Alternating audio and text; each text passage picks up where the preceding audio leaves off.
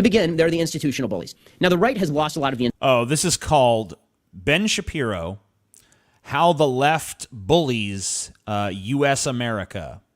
Okay? And he's speaking here at the Heritage Foundation. If you're not familiar with it, this is their objective. The mission of the Heritage Foundation is to formulate and promote conservative public policies based on the principles of free enterprise, limited government, individual freedom, traditional American values, and a strong national defense. I feel like the first three things they cite as their principles and the last two things they cite as their principles are kind of in conflict. Because free enterprise, limited government, individual freedom, I can see how all those things go together. But when you say traditional American values, wait a minute. Traditional American values? What happened to individual freedom? If I'm a free individual, then I am free to not abide by traditional American values and say, fuck traditional American values. So which is it? You can't have individual freedom and traditional American values. You can't have limited government and a strong national defense. Doesn't work. There's contradictions there. But anyway, that's what the Heritage Foundation is, and they're a conservative think tank, and that's where he's talking. Little background. Institutions. Most of my books are about institutions, the university system or Hollywood or the media. The reason that the right has lost is because we think individually and the left thinks institutionally. We like to debate people on a one-on-one level. We'll go door to door. We'll talk to anybody. We'll have a discussion with people on that individual level. Whenever you see somebody getting sucked into a Facebook conversation with a leftist friend who's never going to be convinced, it's always a conservative. You don't see leftists getting sucked into these conversations because leftists are too busy. That's not true. Like every time I listen to Ben Shapiro talk, he always paints a picture of reality that you'd have to literally just be an unthinking moron to actually agree with. Because he's starting from this premise that's just flat out fucking absurd. I mean, he's there at a place called the Heritage Foundation that actively propagates this shit through effective research, provide timely, accurate research on key policy issues, superb communications, effectively market our findings to primary audiences, proven solutions, pursue conservative policies to help Americans build a better life. That's not an institution? That's not a conservative institution? Leftists don't get sucked into retarded, shitty debates online? Like, what reality is he describing? Because it's not the one I live in, not the one you live in, apparently it's the one he lives in, or it's the one that he thinks his audience will just uncritically accept as true because he says it so authoritatively. Okay. Taking over the media. The left thinks institutionally. The left wants a top-down dictation of policy. They understand something that we don't. Because they think institutionally, because we don't think in terms of top-down control, and the left is fond of doing so, they think in terms of, instead of let's debate one-on-one, we'll take over the university system, and then we'll... Wait, you don't think in terms of top-down control? I mean, yeah, you do. I mean, Trump is the president now. This is obviously from 2013. This is during the Obama years. So maybe the social order of the day feels a bit different than it does now. But I mean, you just had Bush before that, one of the most fucking autocratic, despotic fucking leaders, and he was a Republican. And now you have Trump, who's also obviously wishes he was a fucking dictator. He's not, but he clearly kind of wishes he fucking was. And I'm not saying the Democrats are different, because they're not. I mean, anyone who becomes president of the United States has a boner for being in charge. No one wants to become president of the United States to not use that power.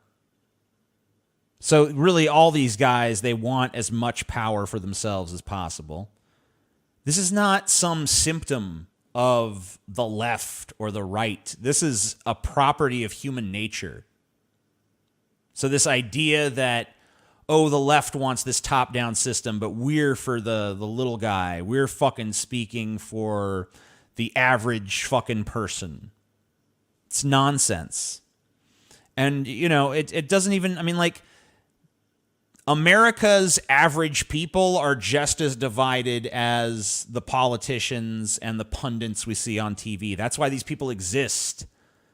The existence of people like Ben Shapiro is supplemented by a bunch of average people saying, I agree with Ben Shapiro. Just like the existence of Rachel Maddow is propagated, a bunch of people saying, I like Rachel Maddow and I agree with her. I like Cenk Uygur and I agree with him. I like this person. I like that person. It's left and right wing. You know, you go to one part of the country and everybody you fucking encounter on the streets is a liberal. You go to another part and everyone's a fucking conservative. So there is no there is no the will of the people. The will of the people is divided. The will of the people is all over the fucking place. It's a big fucking country with a lot of different cultures in it, and a lot of different ideas about what should be going on. But both sides, when they get power, they use that power. They use their signing statements to make big authoritative gestures and say, look at me, I'm the fucking president now, bitch. This shit's gonna stop. So I don't know where this comes from. This is just right-wing rhetoric a la the Obama years. Obama's a fascist. Obama's oppressing us. Obama is an autocrat. Obama rules from the top down. We want to rule from the bottom up. But that's never the political reality. It's never the political reality when Republicans get to power. It's never about the things they say it is. It's never about small government and individual liberty and all that fucking highfalutin rhetoric. It's always about let's deregulate industry. Let's get rid of consumer protections. Let's lower taxes for the rich. Let's keep the working class down. It's always about that. So let's not bullshit. And by the way, I'm just to be fair, you know, so no one thinks I'm a hack. The Democrats do the same fucking thing. They get elected on certain issues. We're going to cause all this great social justice and social progress, and we're going to fix all these problems, and they don't get fixed. You know, it's like Obama. I'm going to get out of Iraq. He withdrew from Iraq on the Bush timetable.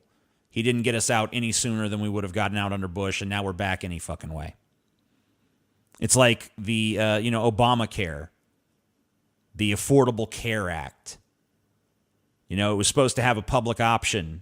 The only way it even made sense as legislation was with a public option. But Obama folded on the public option almost immediately. By the way, Obamacare, interestingly enough, is a brainchild of the Heritage Foundation. It was actually something that they cooked up as a conservative alternative to universal health care.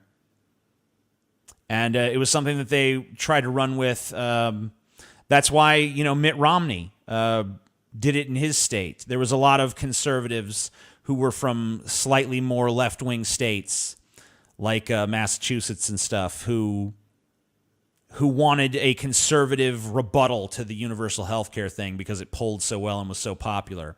And the Heritage Foundation essentially cooked up the Affordable Care Act, which later became Obamacare. And of course, people like Ben Shapiro and people, the Heritage Foundation immediately turned on their own idea once it was adopted by the quote-unquote left, the party in America that passes for our left. Let's keep the working class down. Amen. Keep them down.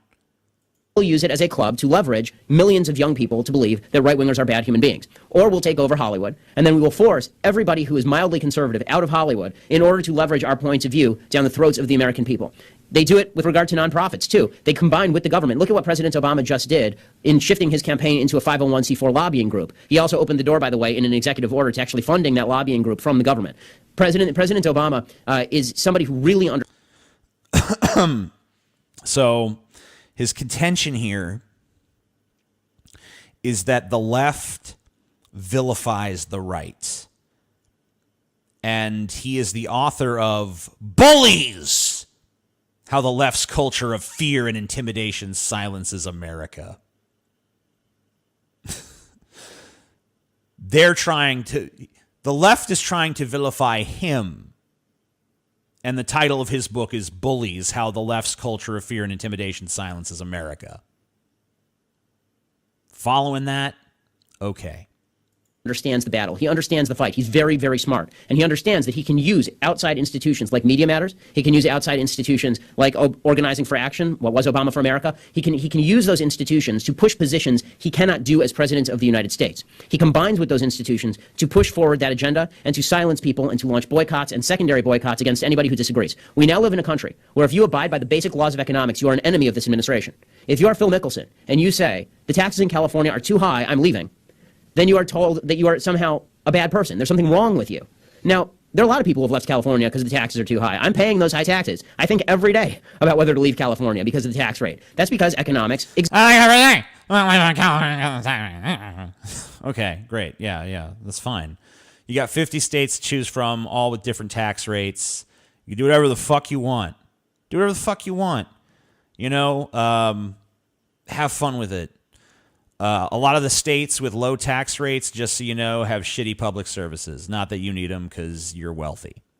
But, yeah. California, real shithole. I was just there. It seemed like everyone's broke there. No one's doing well in California. Everyone's broke. People are just, because of the taxes, they're all destitute on the streets, looking like ragamuffins and shit. You know, it's always the rich people who complain about, man, the taxes are driving us to poverty. The poor people, you know, you go around and ask the poor people, why are you poor? None of them say, the government taxed me to death. Isn't that weird? When you talk to the destitute in this country, when you talk to the people who are truly in a bad way, it's hard to find any of them who say that they're there because all their money was just taxed away. You know, usually there's other reasons. Very strange how that works. Exist. The left doesn't think they do. So when Wendy says, you know, Obamacare is going to cost money, perhaps we'll have to cut back hours, and the left responds with, if you do that, we'll boycott you. That is not a logical, coherent economic argument. That is an argument that if you disagree with the effects even of what Obama's policies do, with what leftist policies do, then there's something wrong with you. You made a moral decision to cut back those hours, not an economic decision to cut back those hours. When a corporation that's making money hand over fist decides to cut people's hours, basically as a form, not because of actual financial decisions, but just as political protests, then yeah, other people have the right to say, let's boycott that. Now, I don't fuck around with boycotts. I don't give a shit. Like when there was that whole Chick-fil-A thing, I didn't stop eating at Chick-fil-A. I wasn't like, oh, they hate gay people, so I ain't eating their sandwiches. That chicken's good, motherfucker. So I don't fuck around with boycotts. But if a motherfucker wants to boycott, they should have the right to boycott. And any reason you choose to boycott is legitimate. I don't care what it is. You know, McDonald's refuses to serve us macaroni and cheese just because it's not on their menu. Boycott! We're all boycotting McDonald's. It doesn't matter if it's rational or if it's not, but the example you cited is perfectly rational. There's tons of corporations that are making money hands over fist. The CEOs are getting huge bonuses for themselves, but they're still like, we got to cut back employee hours because we're getting taxed too much. It's just bullshit. It's basically just a way of protesting and making headlines. And I mean, look, if the company is genuinely in a fucking bad way, then sure, you're going to have to cut back some hours. You might have to close some stores or something. But there's tons of companies that are making tons of money and their CEOs are getting fat fucking profits and they're living in giant mansions and they're traveling around on helicopters and giant yachts who are like, we need to cut back employee hours so that we can do a symbolic protest against the policies of the Obama administration. Yeah, that's a perfectly valid reason for people to look at that company and say, fuck that shit, we're boycotting. Not that I would, because I don't give a fuck. Leaving aside the institutional bullies for a second, there are several types of bullying that the left loves to engage in. Their favorite, of course, is racial bullying. They love it. It's their favorite thing. The reason for that is that the left's philosophy is based almost solely and completely at this point on the idea that they stand up for victims. By the way, I mean, like, this guy is just the arch hypocrite. Anytime anyone mentions his Jewishness to even the slightest degree, he plays the anti-Semitism card so fucking fast. So fucking fast. You know, when it comes to overly sensitive black people and overly sensitive women or whatever, he'll be the first to call them out. But he is an overly sensitive Jew. And if you mention his Judaism, he's the first to be like, you're an anti-Semite and you're racist against me and you hate me and you're just against me because of my race. He's the first one to play that fucking card. It's not even surprising. Like, I don't even know why I bother trying to watch these fucking Ben Shapiro videos. I could just have an audio recording that was just like, I could just play a minute of him talking and then play a recording that just says, well, that was hypocritical. Because literally every time I pause, it's just to point out the glaring hypocrisy of the shit he's fucking saying. He constantly fucking projects and acts like the left exclusively is doing something that both sides are doing, and oftentimes his side is doing worse. And he constantly accuses his opponents of doing things that he does in the same fucking breath. So I just don't understand how anyone takes this dude the least bit fucking seriously. I don't understand how this is any sort of popular figure. I don't understand why anyone is taking his opinion seriously on anything. There's no logical consistency. I've watched literally 3 minutes of this video, and he hasn't made a single cogent fucking point. Like, what is the deal? Whence cometh the popularity of this little weaselly fuck? Can you explain it to me? Does anyone know? I'm 2 minutes and 57 seconds in a goddamn 11 minute and 48 second fucking video, and he hasn't made a fucking point. Victimized groups. Everything they do is to stand up on behalf of some victimized minority. Blacks, Jews, gays, women, doesn't matter. If you're a minority, they're standing up for you. What that means is that if we oppose their policies, by necessity, the logic is, we hate blacks, gays, Jews, and women. And that is sort of the philosophy that they trot out. It also means that they treat people who are apostates as though there's something wrong with them. They're not. If you're Jewish and you're a conservative, as I am, you're not a real Jew, because that gives the lie to their entire agenda. If it turns out that not all Jews agree with them, then how can they claim to be standing up for all of these victimized minorities? If Larry Elder is a black man and disagrees with them, then it's because he's not a good black man. He's not good at being a black man. He's betrayed his race. That is the philosophy of the left when it comes to race. Now, what they do, the tactics are really what's interesting here. We all know that they use the term racism far too often. Once again, this guy is the first to play the fucking race card. Anytime anyone mentions his Jewish heritage, to even in a way that could even vaguely be insinuated to be derogatory, he's the first to be like, oh, well, you're an anti-Semite and you just hate me because I'm Jewish. So once again, yeah, your criticism, you know, it adds up to me to some extent, but you're once again exactly what you're admonishing. You've done it a million times. I've seen you fucking do it. You're a big crybaby when it comes to your race. You're the first to play the race card as soon as it's convenient for you. And you just assume you're justified in doing it because you're on the right and you think that any tactic, I mean, the right-wingers are always about the ends justify the means bullshit.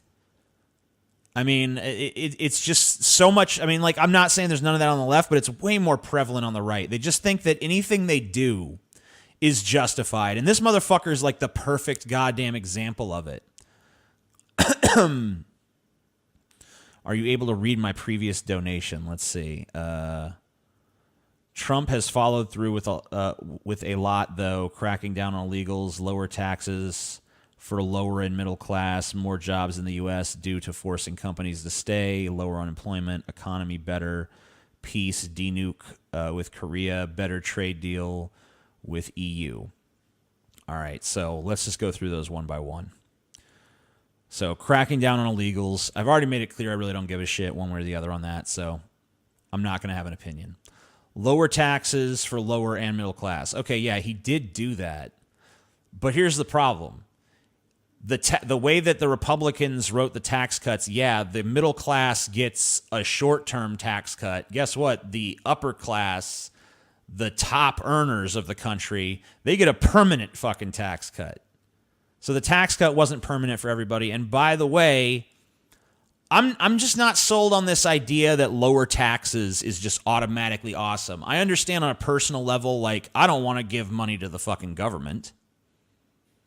But at the same time, our infrastructure gets a D rating. And we're spending more than the next 7 countries on our military. If you fucking have a list, top 8, we spend more than the next 7 countries. It used to be next 10, I think. But some of those other countries have boosted their budgets as well. So I don't know that the lower taxes thing is that great. I mean, our roads are shit. Our bridges are shit. We don't have high-speed rail. We're not doing that fucking great. We could use a little bit more revenue coming into the fucking country. More jobs in the U.S. Go look at the job growth under the last months of the Obama administration going into the Trump administration. Because we were already having job growth under Obama. And in fact, it went down a little under Trump. Now, the economy is doing pretty well right now. Not that you'd know it from our stagnant fucking wages, but the economy is doing better, at least in terms of Dow Jones Industrial Average and shit like that. The peace denuke talk with Korea, it's a good thing. Obviously a good thing. Hope it works out. Credit where credit's due. Better trade deal with the EU. That remains to be seen. We need to fucking stick a pin in that one. Because there's been some good things, there's been some bad things.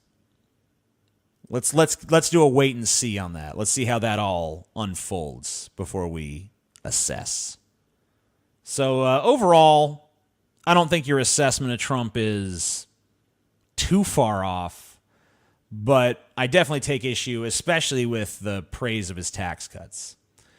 Anyway, Ben Shapiro sucks. Next. Hey, if you enjoy the content on this channel, you might also enjoy the content on the Deep Fat Fried channel with me, Scotty, and Paul. And if you want to support this channel or any of our channels, you can do so using the Patreon and the PayPal down below. Thank you kindly for watching.